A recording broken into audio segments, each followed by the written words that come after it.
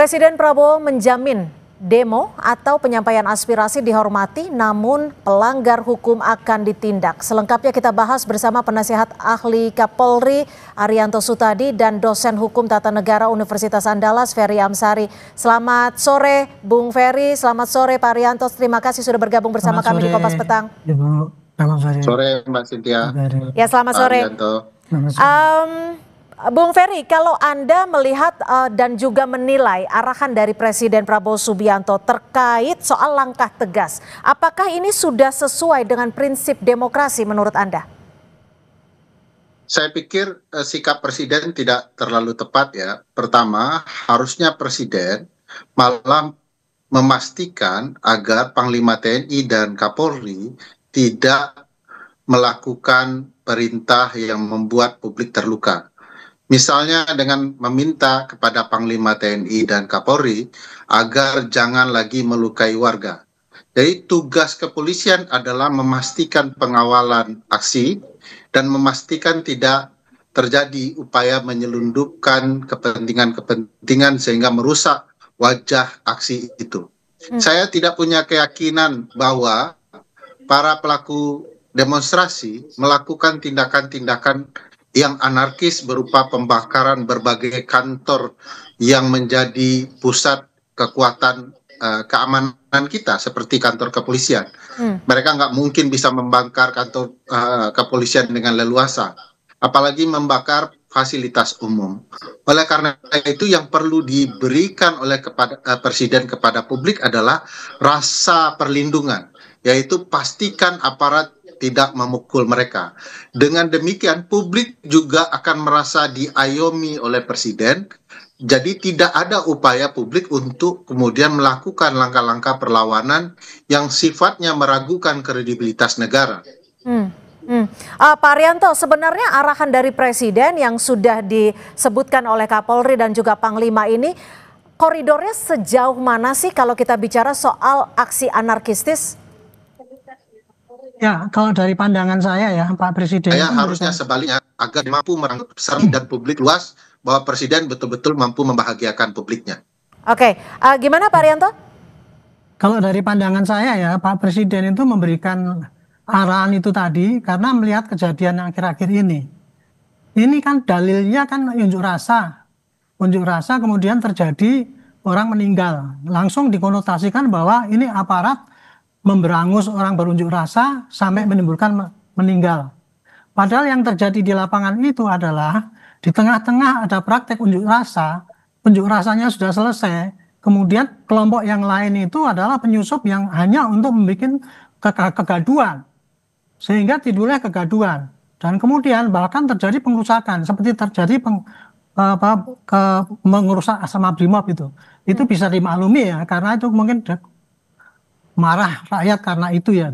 Tapi tangan itu bukan dalam rangka unjuk rasa itu loh. Jadi sekarang akibat daripada begitu masifnya, selama ini polisi nggak berdaya sama sekali itu. Kemudian penjaraan di mana-mana terjadi dan tidak ada tindakan apa-apa. Itu akibat daripada kondisi yang sedemikian masif. Mengukur aksi anarkistisnya melalui tahap-tahap seperti apa? Bisa diukurnya, tolak ukurnya seperti apa? Nggak usah diukur tahap-tahapnya, Bu. Yang namanya anarkis itu adalah perbuatan kalau merusak, ya itu anarkis. Tetapi kalau cuma ngomong-ngomong di depan itu orasi itu namanya unjuk rasa. Ini kan yang terjadi sekarang kan yang terjadi di lapangan itu adalah kerusuhan-kerusuhan ataupun bukan unjuk rasa ya. Penyerangan-penyerangan akibat kemarahan masyarakat itu tadi. Yang itu disusupi oleh orang lain pasti. Nah itulah yang harus ditindak juga. Jadi menurut saya sih arah Pak Presiden itu tadi untuk mengingatkan ya kepada para yang menyampaikan unjuk rasa itu marilah kita bicara damai, tetapi kepada perusuh itu harus ditindak. Tapi mohon maaf saya potong Pak Arianto. Kalau kita lihat dari aksi unjuk rasa ini kan bukan hanya berlangsung Sabtu ataupun Jumat kemarin, tapi berlangsung sejak hari Senin 25 Agustus 2025 di mana massa aksi tidak bisa menyampaikan suaranya di depan bahkan di depan gedung. Saya itu, Bu. Saya tidak percaya dengan massa tidak bisa menyampaikan aksi ya, Bu. Karena ya protap daripada polisi kalau menghadapi ini unjuk rasa itu memang macam-macam, Bu. Tugas polisi di situ bertumpuk-tumpuk. Ya, satu, kepada yang mengajukan orasi, dia harus melindungi, memberikan kesempatan. Kepada penonton dia harus mengunduhi pengamanan. Tetapi kepada perusuh, polisi harus bisa mencegah jangan sampai orang itu memprovokasi. Kepada orang-orang yang udah anarkis, polisi harus bertindak menangkap dan memproses itu. Itu yang terjadi itu. Jadi kalau selama ini tidak bisa dikatakan bahwa itu proses unjuk rasa, kita tidak bisa menyampaikan orasi karena represif. Itu saya tidak percaya lagi karena saya melihat kenyataan yang di lapangan yang terjadi sekarang ini adalah kerusuhan gitu. Unjuk rasanya ya, contoh saja. Yang waktu buruh kemarin tuh, unjuk rasa buruh selesai itu sampai jam 1. Tapi kemudian yang datang berikutnya sampai sore itu kan perusuh jadinya yang terjadi, bukan pengunjuk rasa. Baik. Ini yang makanya ini narasi ini harusnya jangan dipublikasikan sehingga tidak mendidik rakyat gitu. Saya gitu Bu, terima kasih. Anda sepakat Bung Ferry atas pernyataan Pak Arianto? Cukup jelas pernyataan Pak Arianto ya, bahwa pelaku kerusuhan bukanlah massa aksi, tetapi orang di luar massa aksi. Pertanyaan besarnya, siapa mereka pelaku kerusuhan? Kenapa kemudian diidentikan dengan massa aksi? Di beberapa bukti yang disebarkan oleh masyarakat di media sosial Pak Arianto, itu jelas di antara pelaku kerusuhan itu adalah aparat sendiri dan militer. Itu sebabnya ini perlu diwaspadai. Jangan sampai ada upaya menunggangi inti dari persoalan yang disampaikan publik menjadi persoalan yang bergeser ke arah poin keamanan. Itu sebabnya saya dan teman-teman meminta agar militer kembali ke barak. Ini urusan sipil bisa diselesaikan dengan cara-cara sipil. Kedua, banyak sekali langkah-langkah kepolisian itu bukan langkah-langkah persuasif. Mestinya dari awal masa aksi itu memang dikawal, bukan untuk dipukul. Nah, apakah kemudian ada upaya-upaya kepolisian untuk kemudian melakukan suasana kebatinan masa aksi menjadi bergejolak juga terbukti. Kalau Pak Arianto mau fair, kemarin di Polda Metro Jaya, sebagian dari kepolisian itu makan dengan lahapnya di atas, padahal orang sedang melakukan unjuk rasa. Jadi ada kesengajaan untuk mempertontonkan amarah publik untuk memancing. Sehingga ada kemungkinan dengan cara-cara tersebut dilakukanlah tindakan-tindakan untuk kemudian memaksa publik mundur. Nah, bagi saya, aparat dan militer harus sama-sama menjalankan konstitusi, di mana fungsi mereka dijalankan dengan baik, yang perlu dilindungi itu rakyat.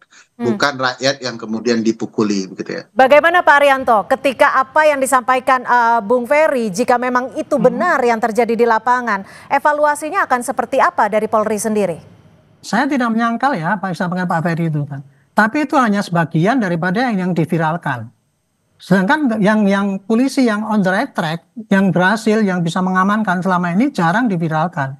Tetapi apabila kekerasan itu melibatkan aparat, itu pasti viralnya cepat sekali. Sedangkan ada anggota polisi yang dia diajar oleh massa, itu kan banyak sekali. Kemarin juga dari rekaman-rekaman itu juga ada itu.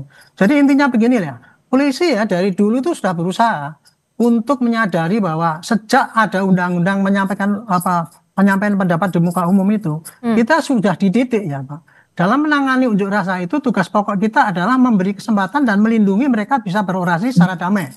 Itu sudah kita tanamkan pada prajurit di lapangan Bu, gitu. Dan kemudian kebiasaan-kebiasaan dari dulu bahwa kita itu meredam ataupun melakukan kekerasan itu sudah ditekan, tetapi anggota di lapangan itu juga terbatas kesabarannya. Kadang-kadang orang yang sudah seharian bertugas dari pagi sampai sore dalam kelelahan yang demikian, kemudian diperlakukan kayak gitu, ditendangi, dilempari gitu, ya pasti ada batas-batasnya itu. Maka terjadilah ekses-ekses yang di lapangan itu. Dan ini sudah kita antisipasi dengan cara yaitu kita melakukan penggantian, kemudian perawatan pada petugas yang di lapangan itu sampai lapar atau dan sebagainya itu. Usaha itu dilakukan, tapi masih kalah dengan viralitas daripada apa yang negatif itu, dan kemudian untuk memberangus seakan-akan kita itu masih eksesif, represif dan memberangus kebebasan berbicara. Itu yang saya sendiri nggak begitu terima ya sebagai polisi. Kita tuh capek sudah kita di lapangan ditendang-tendang kayak gitu. Jadi jika capek, jika kesabarannya terbatas, sebenarnya bisa tidak diinformasikan kepada masyarakat di ruang publik saat ini protokolnya itu, SOP-nya itu seperti seperti apa ketika massa ingin menyampaikan aspirasinya, tapi juga dilindungi, diayomi? Ya, nah, terima kasih ya. Jadi gini, tapi tadi saya katakan, kalau menghadapi unjuk rasa, maka polisi-polisi yang menghadapi itu dibagi-bagi menjadi tugas-tugas, berbagai tugas, yaitu satu, yang bertugas mengawasi atau mengamankan mereka itu untuk berunjuk rasa supaya dengan damai. Dan kemudian yang bertugas juga mencari siapa-siapa, jangan-jangan ada perusuh yang nanti memprovokasi kekerasan ataupun tindakan anarkis. Kemudian ada juga yang bertugas mengamankan penonton yang melihat-lihat supaya aman dengan berdamai gitu. Dan kemudian juga yang bertugas mencari siapa sebetulnya provokator yang mendanai ataupun siapa yang menyuruh-nyuruh berbuat negatif. Tugas itu sudah dibagi di lapangan. Kemudian yang kedua untuk protap penggunaan kekerasan itu Bu ya. Itu sudah saya sendiri yang dulu bikin protapnya itu tahun 2009. Penggunaan kekerasan yang dilakukan oleh polisi itu definisinya adalah penggunaan kekuatan yang mulai dari yang lemah sampai yang terkeras. Yang paling terkeras adalah menggunakan senjata api. Yang paling lemah penggunaan kekerasan polisi itu adalah satu hanya dengan efek deteren, misalkan menunjukkan identitas kita. Tolong berhenti, saya polisi. Itu yang paling lunak itu. Yang lebih meningkat lagi adalah dengan tangan. Disuruh ke sana, disuruh sini mengatur atau menghentikan orang yang melanggar aturan ataupun ya, meningkat lagi penggunaan tangan kosong untuk menghentikan orang yang mau berbuat jahat. Meningkat lagi dengan senjata tumpul dan yang paling tinggi adalah dengan penggunaan senjata api. Senjata api itu pun itu ada aturannya, tahap-tahapnya. Mulai dari tahapan peringatan sampai kemudian penangkalan dan kemudian yang terakhir adalah pelumpuhan apabila itu memang sudah mengancam orang sehingga menimbulkan kematian atau luka parah. Itu step-stepnya sudah ada Bu, sudah diajarkan gitu. Bung Ferry, jika memang tahap-tahapnya sudah ada, SOP-nya sudah ada, lalu bagaimana dampak dari arahan Presiden ini yang sudah disebutkan oleh Pak Kapolri sendiri bisa mempengaruhi ruang demokrasi? Ya, sikap Presiden itu akan membuat bangunan friksi ya antara aparat dan massa aksi. Dengan dinyatakan tindak tegas, apa yang disampaikan Pak Arianto bisa menemukan jalannya. Polisi harusnya memanusiakan manusia, sebagaimana massa aksi juga menghormati kepolisian. Kita tidak boleh mengabaikan Pak Arianto bahwa sebagian dari konflik massa aksi dimulai oleh aparat yang menyamar. Pak Arianto tahulah pola-pola seperti ini. Saya dari dulu adalah bagian dari massa aksi publik. Saya tahu siapa yang melempar, itu bukanlah dari masyarakat sipil. Fakta-fakta video yang tersebar di masyarakat memperlihatkan itu. Nah, kalau massa aksi terpancing emosinya, polisi jangan memukul. Kita ikut memviralkan ke Pak Arianto, ada polisi yang sangat baik ya menyampaikan respon bahwa kami ini juga rakyat, kami juga peduli dengan Anda. Itu kita sebarkan. Ya, sama-sama, itulah cara polisi ya, itulah cara juga, polisi profesional bekerja, tapi kebanyakan kan tidak begitu. Kebanyakan malah terlibat dalam upaya-upaya yang menurut saya disengaja untuk membenarkan tindakan represifnya. Nah, ini yang kemudian harus disikapi. Dengan adanya pernyataan Presiden, malah itu akan membuka. Harus diingat, polisi itu adalah sipil yang dipersenjatai. Sekali lagi, sipil. Sementara sikap dari Kapolri mengatakan kami adalah prajurit, sehingga kami siap diperintah Presiden dalam hal apapun. Pernyataan Kapolri dia adalah prajurit itu sudah salah. Dia adalah sipil ya yang dipersenjatai. Sipil sesama sipil. Tugas polisi mengayomi, melindungi, ya itu perintah konstitusionalnya. Tidak ada tugas polisi itu melindas. Jadi jangan salahkan publik kalau kemudian ada langkah-langkah konstitusional yang dilanggar oleh polisi. Ini harus direspon dengan baik hati dan luhur budi Pak Arianto, sehingga Kapolri itu harus lebih persuasif, bahasanya lebih baik, lebih ringan diterima publik ya. Tidak sekedar meminta maaf kepada korban, tapi memastikan pasukannya lebih baik di lapangan. Itu sebabnya itu bahaya pilihan sikap Presiden itu dan dilanjutkan dengan perintah Kapolri untuk tembak. Bagi saya tidak wajar ya rakyat menembak rakyat. Oke. Jangan mentang-mentang rakyat dipersenjatai lalu dia boleh menembak rakyatnya sendiri.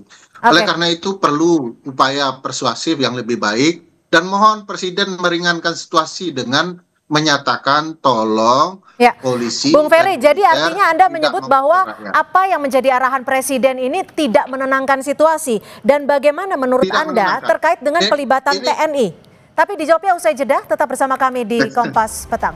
Bersama kami di Kompas Petang, Pak Arianto menanggapi apa yang sudah disampaikan oleh Bung Ferry tadi. Lalu kalau kita mengingat ada korban jiwa dalam peristiwa aksi unjuk rasa beberapa hari belakangan ini, sebenarnya bagaimana mekanisme akuntabilitas dari petugas kepolisian?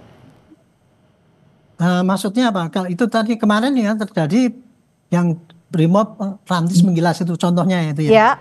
Itu kan korban jiwa gitu ya. Betul. Itu dalam hal terjadi musibah seperti itu ya, apalagi itu terjadi korban jiwa. Itu langsung otomatis harusnya melakukan tindakan tegas ya, yaitu memeriksa apakah apa yang terjadi, yang sesungguhnya terjadi. Kemarin itu kenapa kok sampai anggota itu dengan kayak semacam panik kemudian masuk ke jalan, kemudian sampai melindas orang dan kemudian tidak bisa mundur lagi itu. Nah itu kan kemarin sudah dijawab ya. Dengan segera dilakukan, saya sendiri menyarankan waktu itu, ini Kapolri harus segera periksa orang itu dan ketika besok press release harus sampaikan bahwa sudah ditindak yang bersangkutan dan kemudian akan diproses sesuai dengan hukum yang berlaku. Yang bertanggung jawab hanya petugas yang ada di lapangan atau seperti apa? Ya, akan kalau orang bertugas di lapangan itu Bu, itu sudah merupakan satu kesatuan, itu otomatis semua kesatuannya akan diperiksa. Pejabat yang atas di atas itu, makanya kemarin kepada kejadian peristiwa kemarin itu mestinya 7 orang itu diperiksa ya, mesti ditanya kenapa Anda melakukan tugas ini melarikan mobil motor. Ini kalau kita melihat pengamanan seperti itu ketika belum ada arahan dari Pak Presiden untuk melakukan tindakan tegas. Lalu bagaimana menjamin bahwa saat ini tidak akan lebih represif lagi? SOP sebelumnya itu sudah ada tuh, protap dalam penanganan ini sudah ada Bu. Apabila terjadi insiden seperti ini, maka otomatis akan diperiksa. Dalam SOP, dalam ini ya, petunjuk pelaksanaan protap penggunaan kekerasan itu pun sudah disebutkan juga. Apabila ada anggota polisi ya yang menimbulkan korban dalam penggunaan senjata ataupun apa, itu akan diperiksa kenapa dia menggunakan seperti itu, diminta pertanggungjawabannya. Atasannya pun juga akan diminta pertanggungjawabannya kenapa dia berbuat begitu gitu. Dari keterangan itulah maka kita bisa menentukan apakah dia itu memang betul salah mutlak melakukan kejahatan ya, atau dia hanya salah prosedur karena situasi lingkungan, atau dia tidak sengaja atau bagaimana dan sebagainya. Itu nanti akan ditentukan ya dalam pemeriksaan itu dan kemudian akan dijatuhkan sanksi. Nah, tapi kalau di lapangan seperti itu SOP-nya harusnya bagaimana sih Pak Arianto ketika ada banyak massa dan juga ada kendaraan taktis yang bisa dikatakan sebenarnya cukup powerful, SOP-nya harusnya bagaimana?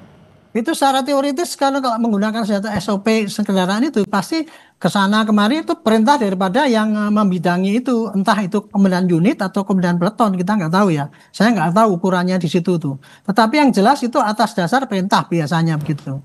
Tapi ketika kemarin saya melihat kejadian di lapangan itu, saya jadi ragu ini apakah karena kan itu tidak dalam membubarkan, itu seakan-akan kendaraan itu melaju dengan kencang gitu, seakan panik ya.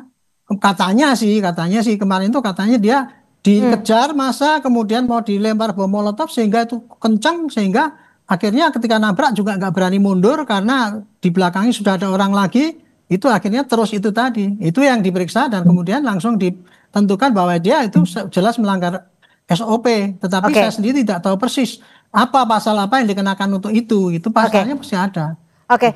Bung Ferry, bagaimana Anda melihat seperti ini? Jika memang betul ada kesalahan SOP, apakah menurut perspektif Anda hal ini bisa menjadi suatu hal yang mungkin bisa dimaklumkan? Dan juga bagaimana kita melihat jika memang ada pelibatan TNI dalam penanganan aksi unjuk rasa? Apakah ini suatu hal yang demokratis ketika kita tahu bahwa fungsi TNI dan fungsi Polri sendiri bisa dikatakan berbeda? Ya, pertama kalau saya lihat ya kejadian dari video ini bukan melanggar SOP. Kalau melanggar SOP itu melanggar etik, melanggar administratif. Ini pembunuhan bagi saya. Itu terlihat ada kesengajaan. Kalau alasannya kendaraan itu diancam, harus diingat ini kendaraan semi tank baja ini. Tidak mudah dipukul, tidak mudah dibom molotov. Jadi bagi saya polisi mulai pula belajar untuk menjelaskan ke publik alasan-alasan. Jadi jangan semangat korupsnya. Harus diingat Pak Arianto dan teman-teman kepolisian, pasal 30 itu kan jelas menyebutkan bahwa fungsi kepolisian itu adalah melindungi, mengayomi, melayani. Di mana konsep melayaninya jauh tertinggal di dalam aksi-aksi seperti ini. Oleh karena itu, ketika kekacauan muncul, timbullah upaya pihak lain yang bernama militer untuk masuk. Bagi saya, mari polisi dan publik berangkulan memastikan motif kerusakan ini dilakukan oleh oknum-oknum, dan pastikan juga pimpinan-pimpinan yang memerintahkannya diberikan sanksi. Saya menyarankan kemarin bahwa seluruh pangkat jenderal yang ada diturunkan satu tingkat untuk memastikan pemeriksaan lebih adem, ya, lebih pasti, agar kemudian ini bisa menyejukkan publik sesegera mungkin. Jadi ada faktor penghukumannya. Kedua, militer pasti dilarang masuk, ya. Militer itu jangan reaktif kalau urusan di dalam negeri.